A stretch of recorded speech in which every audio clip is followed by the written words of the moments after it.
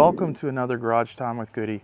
Today what we're going to be doing is I'm going to be changing out the driver's side CV axle in a 2011 Dodge Avenger with a 3.6 liter engine that is front wheel drive.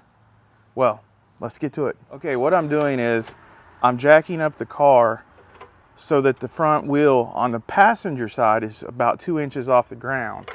I'm going to get both sides off the ground, and on this side I'm going to place a jack stand underneath. The reason I'm going to be doing that is because I'm going to need both sides of the wheels off the ground, so when I go to take off the CV axle, I can move it around a quarter turn at a time and unlock the CV axle's retention bracket, which will make it a lot easier for the CV axle to come out.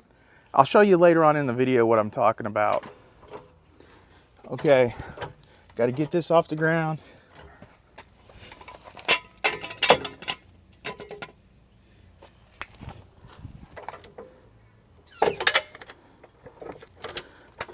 Now I just got to go to the other side and jack it up. So before we jack this side of the car up, it's going to need to be on the ground. I'm going to remove the center hubcap that's on the rim, and it's going to give me access to the axle nut.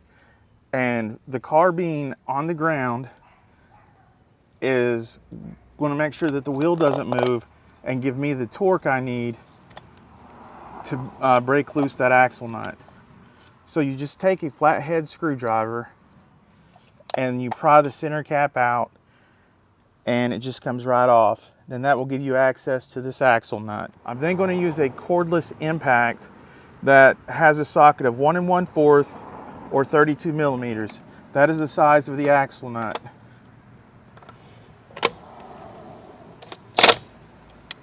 You can see it is broke loose. And now I can go ahead and put the jack underneath the car, jack the car up, and put the jack stand underneath. And then I'm going to slide the jack stand underneath.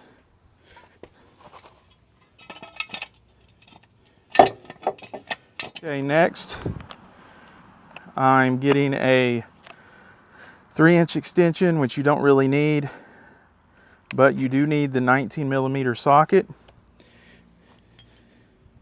And that's what I'm going to be using to take off my lug nuts. That is the size of my lug nuts.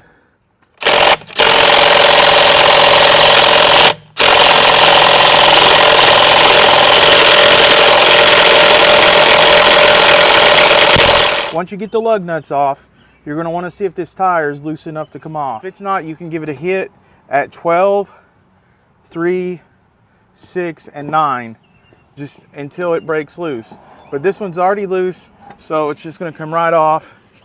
And I'm going to set it over to the side out of the way. And that is when we get access here. Okay, what we're going to want to do, there's going to be 3 13 millimeter bolts. There's going to be one here, and one here. Now what these are holding on respectively is the ABS sensor wiring harness and the hydraulic brake line. We're going to want to take off this bolt back here first. It is 13 millimeter.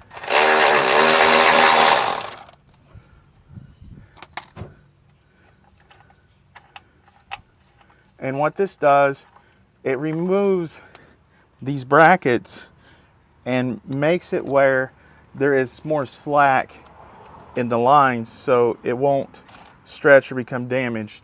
Next, we're going to take the second bolt off, and it is also to the ABS wiring harness. If you get confused as to where these go, you can always rewind the video, pause it right here, and you can see this one goes on the top bracket.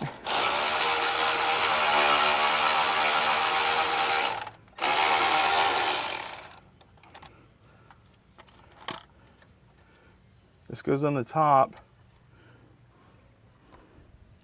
and it has a little metal tab right here that of course fits up against over top that metal tab and lines up with that screw hole, just like that.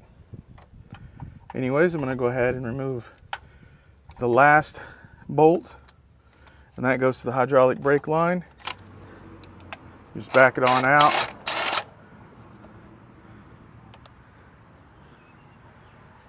It comes on out, and you can see these brackets now have slack in them, and this will prevent them from, when we do take everything off, that it'll have room to move. Now the next thing we're going to do is remove the entire caliper itself. Now underneath here, I will show you the two bolts in the back that you need to take out.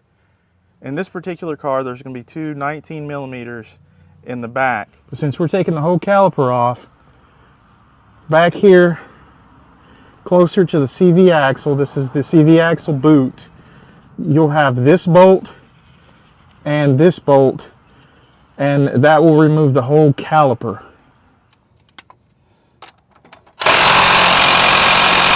What I'm going to have to do is break it loose with the breaker bar.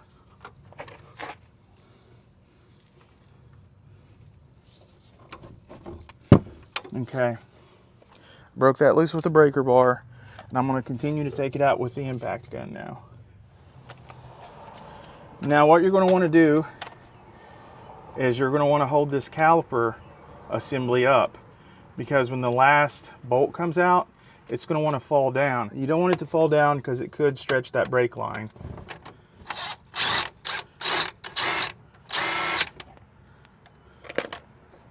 Here comes the second 19 millimeter bolt.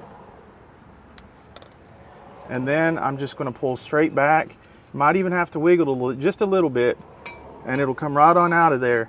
And as you can see, it comes out with the brake pad still in it and everything. And then I'm going to go get a bungee cord, or you can have a caliper hanger and you can hang it to the strut.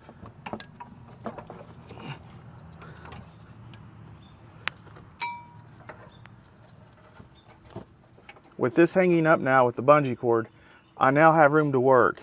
Whichever side I need to work on, I can just move it to the left or the right as needed. Now the next step is I'm going to go ahead and remove this axle nut the rest of the way.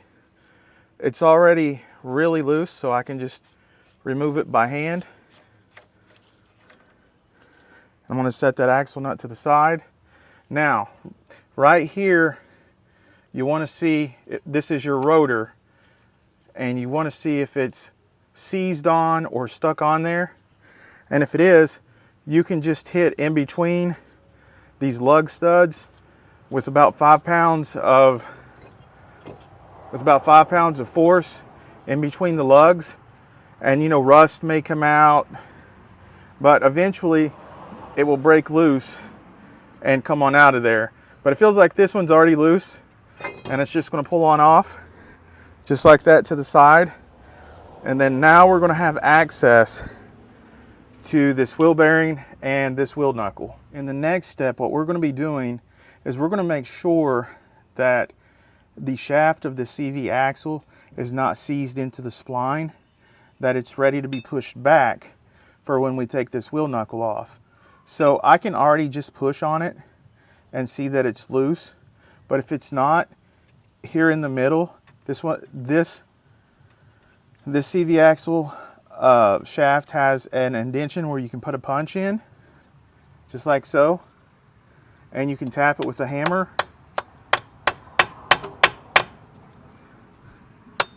Like this. And you can make sure that it's loose. This one's loose. And see, as long as this is movable, as long as you can move this back and forth, then it is not seized on there, and you're ready for the next step. And the next step is going to be removing these two 21 millimeter wheel knuckle bracket bolts. And on one side, I'm going to be using a box wrench to hold the nut in place. And on the other side, I'm going to be using a 21 millimeter socket with the impact gun to take it off of this side. Now remember, the head of the bolt is going to be facing the rear of the car, The other side of the bolt that has the nut on it is going to be facing the front side of the car. If this becomes too much to hold into place, the wrench will rest up against the wheel knuckle and you'll be able to take it off.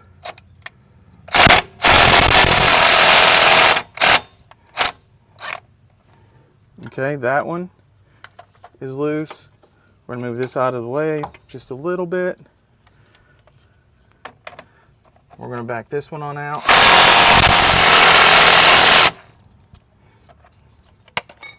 What you do is you make sure these nuts are flush,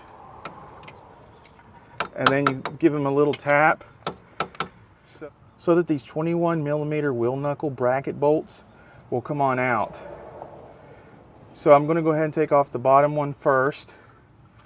You can take them off in any order. I'm just going to pull that out. And if you have any trouble of getting them out, you can actually use a punch to push them out, or you can move this back and forth because it should be loose now.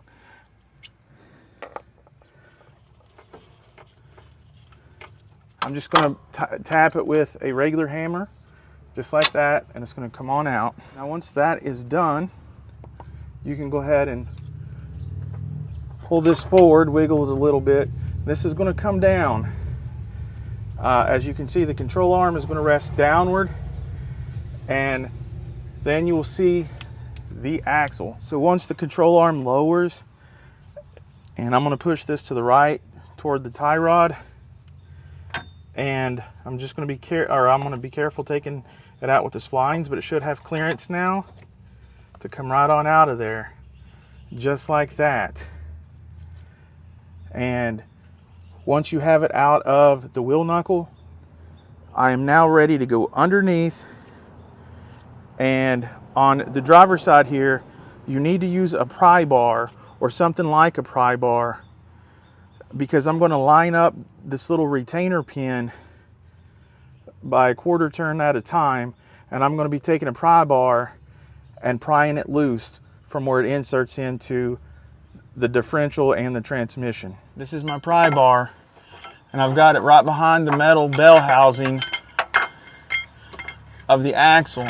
And I've already been able to turn this axle to where the retainer clip is at 12 o'clock, and I'm pushing on this and it should just come right out. And here it is, it's coming out pretty easily. I'm just going to take it here and pull, and this should come right on out. This little ring right here is what I call the retainer clip. When it's setting inside there, if it's setting like that, you can see it's locked. Or if it's setting right here, it's locked. See, there's a little centimeter gap right there. And that centimeter gap, you're going to want it at 12 o'clock or at the very top, pointing straight up. Once it's pointing straight up, it doesn't take that much force up against this metal bell housing to pop it out of place. That's a tip you can use to remove these CV axles without having any special or proprietary tools. This next tip is going to be my opinion. If you ask different people, they'll give you different answers. Should you use the new axle nut or the old axle nut? Well, I have seen people reuse the old axle nut and it'd be fine. But I totally suggest you using the new axle nut, because it comes with the CV axle usually, and the old axle nut has been under who knows how long, especially if you have a pre-owned vehicle, under the load of the car and the old axle, and you don't know the strength and integrity that is left in this nut. So you might as well use the new one. With that being said, I'm going to go ahead and place this retainer space that is about 1 centimeter long in the northern or the 12 o'clock position, and I'm going to go ahead and install this. You can see back here is where the shaft is going to go to on the driver's side. Like I said, it's female on the passenger side and it's male on the driver's side. And you'll want to inspect there to make sure there's no leak around that seal, because you can replace that seal before you reinstall the axle. Everything looks good in this instance. So I'm going to go ahead and install I'm going to go ahead and install, line up the splines and the retention bracket, and give it about 10 pounds worth of force.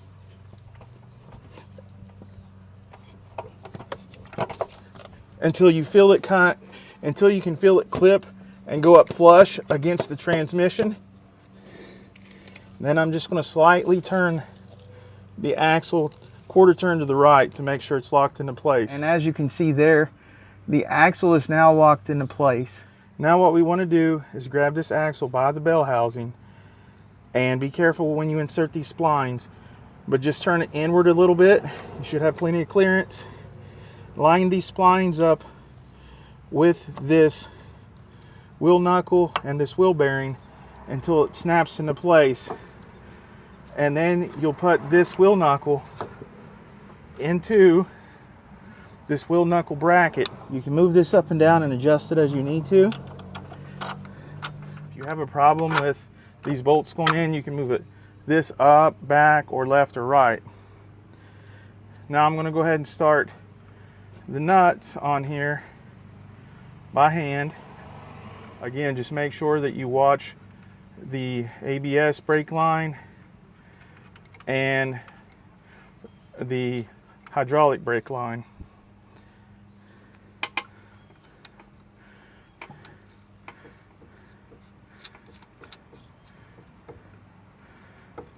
Now, as you can see, these have threads that lock into the hub. So what I'm going to go ahead and do is give them each a little tap until they're flush up against the bracket. Just like that. I'm going to take the box end wrench and the cordless impact gun, and I'm going to snug it down, not to torque spec yet, but I'm just going to snug it down until it's flush. I'll do the same for the top one. Go ahead and start this on by hand, the axle nut. And then I'm going to go ahead and snug it up, not to torque spec. I'll get to the torque spec in just a little while, and I'll also leave the torque specs in the video description. I'm going to go ahead and snug this up.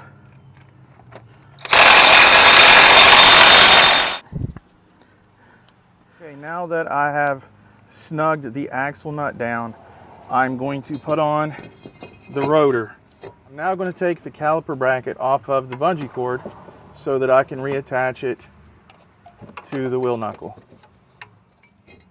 Since the brake pistons have not been reset, you will need to fit the brake pads in between the rotors and line it up, and then push it forward.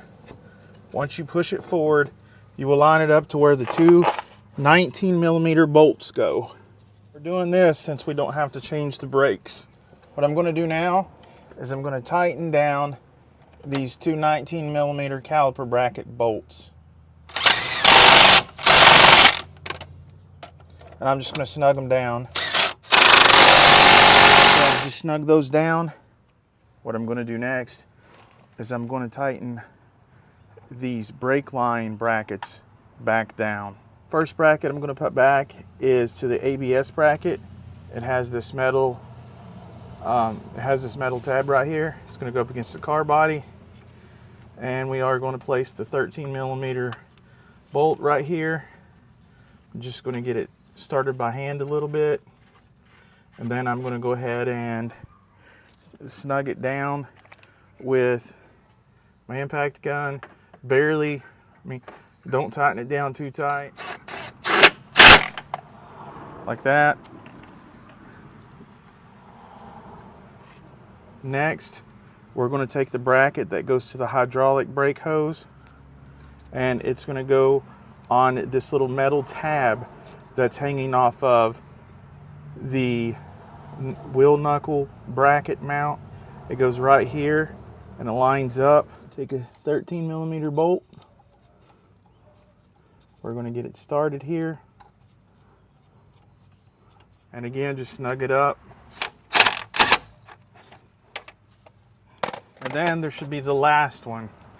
The second one is going to be also to the ABS anti-lock brake wire, and the metal tab is right here, and it fits in between this groove right here, and it goes on the top right here.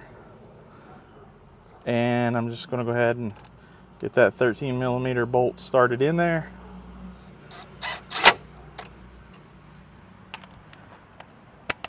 And then you just take a quick look and inspect the hydraulic brake line and the ABS line, see that they're in there good. And we are then ready to torque down the two 21mm wheel knuckle bracket bolts. You're going to want to take your torque wrench and set it to 65 foot-pounds.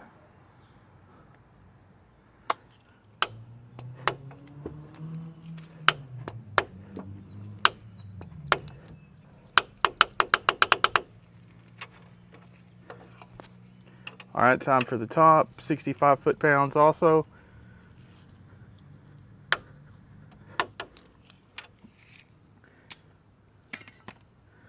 Now the next step is to put the tire back on. I'm gonna hold that between my feet like I always do. Lift that up to the wheel studs. I'm gonna start these in here by hand so that they do not get cross-threaded. It's time to snug up the lug nuts. And I'm going to do it in a crisscross pattern, and that way when it tightens up to the rotor, it is going to tighten up flush.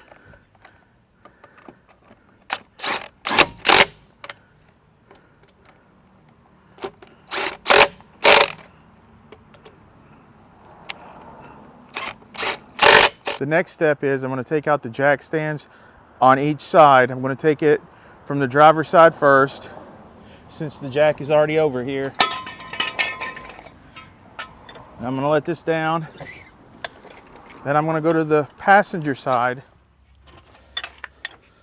Now I'm gonna take the jack stand out from underneath the passenger side of the car. Then I'm gonna let the jack down. Then the whole car will be let down. Last step is to torque this axle nut to 118 foot-pounds, and you will need a 1 1/4 inch socket or a 32mm. I'm going to go ahead and start torquing that down to 118 foot-pounds.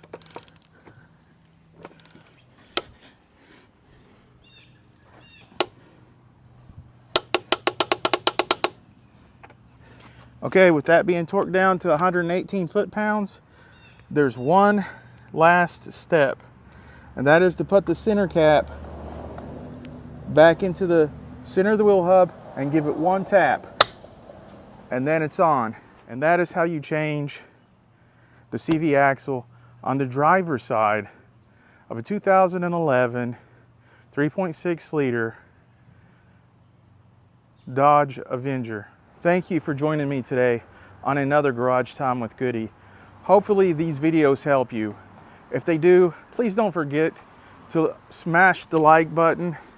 Consider subscribing to my channel. And until next time, I will see you later.